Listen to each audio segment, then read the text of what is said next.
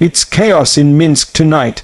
Columns of armored vehicles are burning on the outskirts of the Belarusian capital, soldiers are switching sides, and protesters are flooding the streets by the tens of thousands.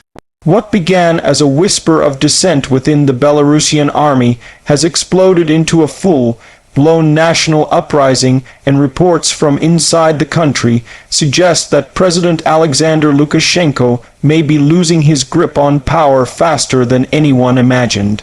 Explosions have been heard near military installations. The national television building is surrounded by crowds waving red and white opposition flags, and several key army units, including parts of the elite 5th Mechanized Brigade, are believed to have defected. Leaked videos show soldiers laying down their weapons, saluting the protesters, and declaring they stand with the people. For the first time in decades, the man often called Europe's last dictator faces an internal revolt not from foreign enemies, but from within his own ranks.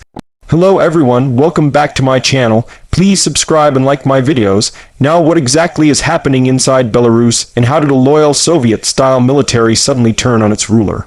To understand this shocking moment, we need to go back a few months to the growing cracks inside Lukashenko's system of control.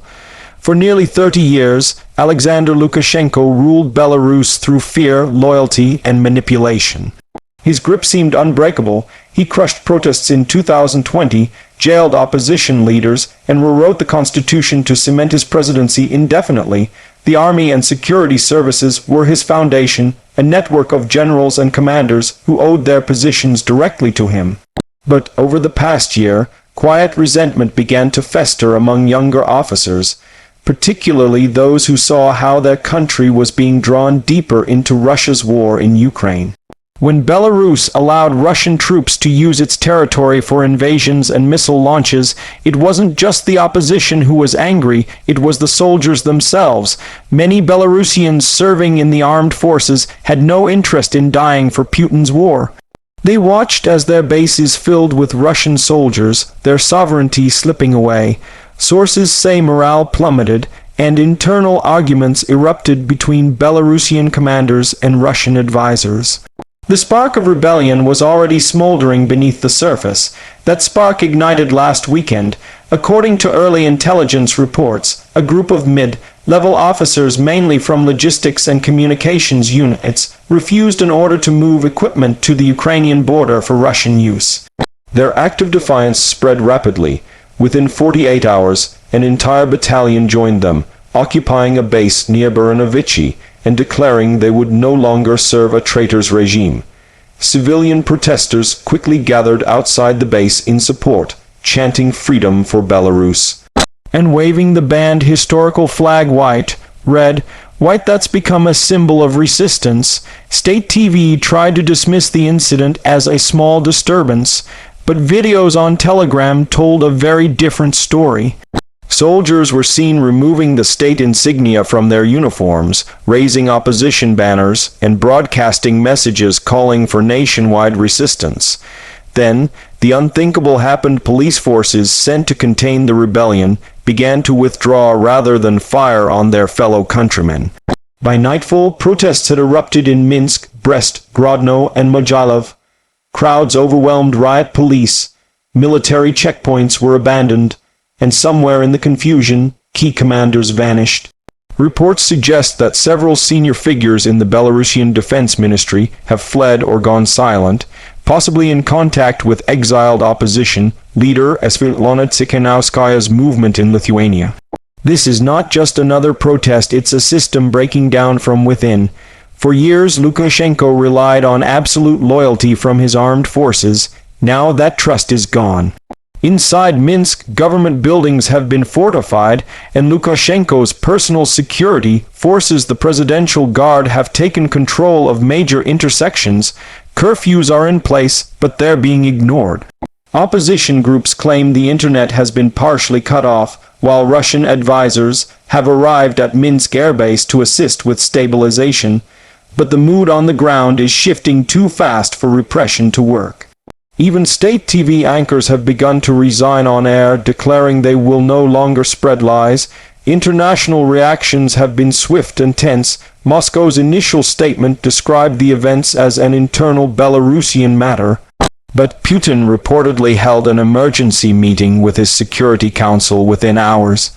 Intelligence leaks from European sources suggest that Russian military transports are on stand by to enter Belarus if the situation spirals further, an eerie echo of how the Kremlin intervened in Kazakhstan's unrest in 2022. But this time, the loyalty of Belarusian forces can't be guaranteed.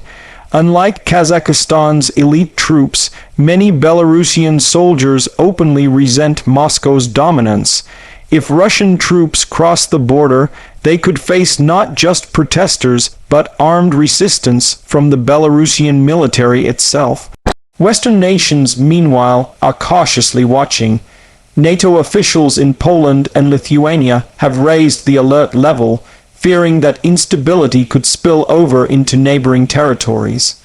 The European Union has called for restraint but also emphasized that the Belarusian people have the right to self-determination. Exiled opposition figures are already holding meetings in Vilnius and Warsaw, reportedly drafting a transitional charter for a post-Lukashenko Belarus. What's unfolding now has been described as Belarus's 1989 moment, the kind of mass awakening that swept through Eastern Europe at the end of the Cold War. But the stakes this time are far higher. Because Belarus isn't just another post-Soviet dictatorship, it's a critical buffer between Russia and NATO, a strategic land corridor for Moscow's access to Kaliningrad, and a key launching point for Russian military operations. If Lukashenko falls, the geopolitical balance in Eastern Europe could shift overnight. Behind the scenes, panic reportedly grips the presidential palace. Lukashenko, who once boasted that no one can overthrow me, has not been seen in public for 2 days. State media claims he is working from a secure location, but insiders hint that he may have fled to a military bunker or even boarded a helicopter bound for Smolensk in Russia. Opposition channels, meanwhile, claim his convoy was spotted moving toward the Russian border under heavy escort. The symbolism is impossible to ignore. The man who once sent tanks against his own people may now be relying on Russia to protect him from them. But can Putin afford another rebellion on his doorstep? Analysts say the Kremlin is in a bind. If Russia intervenes militarily, it risks opening another front of instability at a time when its resources are already stretched thin in Ukraine. If it doesn't, a democratic revolution in Belarus could inspire similar movements within Russia itself, a nightmare scenario for Putin's regime. For ordinary Belarusians, this uprising feels like a second chance. Many remember the brutal crackdown of 2020 when protests were crushed and thousands were jailed. This time, they sense momentum. Crowds have been seen dismantling statues of Lukashenko, storming regional administration buildings, and forming citizen councils to maintain order in liberated areas. Teachers, doctors, and even factory workers have joined the strikes. Videos from Hrodna show police officers kneeling before demonstrators, apologizing for their role in past violence. Still, the situation remains fragile. Reports of gunfire echoing through the streets suggest clashes are ongoing between loyalist security units and defected troops. Electricity blackouts hit parts of Minsk after explosions near a power substation, raising fears of sabotage or government-imposed darkness. But even as uncertainty spreads, the energy of revolt seems unstoppable. Political analysts say the army defection was the decisive turning point. For authoritarian regimes, control of the military is everything, and once that chain of command breaks, the system collapses fast. What's happening now mirrors moments seen in history: Romania in 1989, when the army refused to fire on protesters and Ceausescu's regime fell within days, or Libya in 2011, when army defections turned a crackdown into a civil war. Whether Belarus faces a peaceful transition or bloody chaos depends on what happens in the next 72 hours. Meanwhile, opposition forces abroad are seizing the moment. Svetlana Tikhanovskaya, speaking from Vilnius, released a statement declaring, "The Belarusian people are reclaiming their freedom. The army stands with us. Lukashenko's time is over." She urged the international community to recognize a transitional council to organize new elections and prevent Russian interference. In response, Russian media began portraying the uprising as a NATO-orchestrated coup, echoing the Kremlin's usual narrative. Propaganda outlets warn that foreign agents are manipulating the army and that Western intelligence is coordinating unrest. But so far, there's little evidence of that. The truth appears much simpler after decades of oppression. The people of Belarus are finally saying enough. Even within Russia, social media users are watching in awe. Hashtags like #BelarusFreedom and #Lukashenko out are trending despite heavy censorship. Some Russian commentators cautiously praise the Belarusian soldiers' courage, suggesting it could inspire change closer to home. For now, the world waits and watches. Satellite images show large gatherings in Minsk's Independence Square, where protesters have erected barricades and makeshift tents. The atmosphere is both festive and tense, music playing, people chanting, but always with the echo of gunfire in the distance. A sense of history fills the air. Western diplomats are scrambling to prepare for all outcomes: a sudden collapse of the regime, a violent crackdown, or a Russian intervention. The European Union has already discussed emergency humanitarian aid for refugees if violence escalates. Lithuania has opened its borders for Belarusian soldiers who refuse to fight their own people. The UN Security Council is expected to meet in emergency session within 24 hours. Back in Belarus, rumors swirl of a secret meeting between defected officers and civilian opposition groups to form a National Defense Committee, a united front against loyalist forces, their goal to secure Minsk peacefully and avoid civil war. Yet, history shows how quickly these uprisings can turn violent once power vacuums open. Analysts predict three possible outcomes. First, Lukashenko flees and a transitional government takes power with international backing, a peaceful revolution. Second, Russian troops intervene, triggering armed resistance and potentially dragging Belarus into regional war. Third, a prolonged stalemate emerges, splitting the army and country into warring factions. Each scenario carries enormous implications for Eastern Europe and beyond. If Belarus truly breaks free from Moscow's orbit, it could shift the entire regional dynamic. Ukraine would gain a new ally, Russia would lose a crucial strategic partner, and NATO's eastern flank would suddenly be stronger.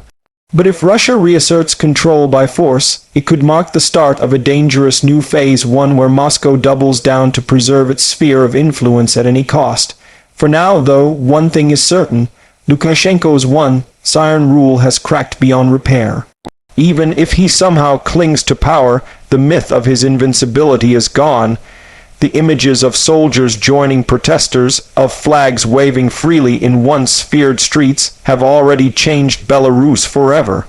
As dawn breaks over Minsk, the city stands on a knife's edge. The chants of freedom echo through the air, carried by the same people who for decades were silenced. Whether this night marks the birth of a new Belarus or the beginning of another tragic struggle, history will remember it as the moment when fear finally broke and the people rose. Because revolutions don't always start with politicians or speeches. Sometimes they begin when one soldier says no, and the rest of the country follows, and that's exactly what's happening in Belarus right now.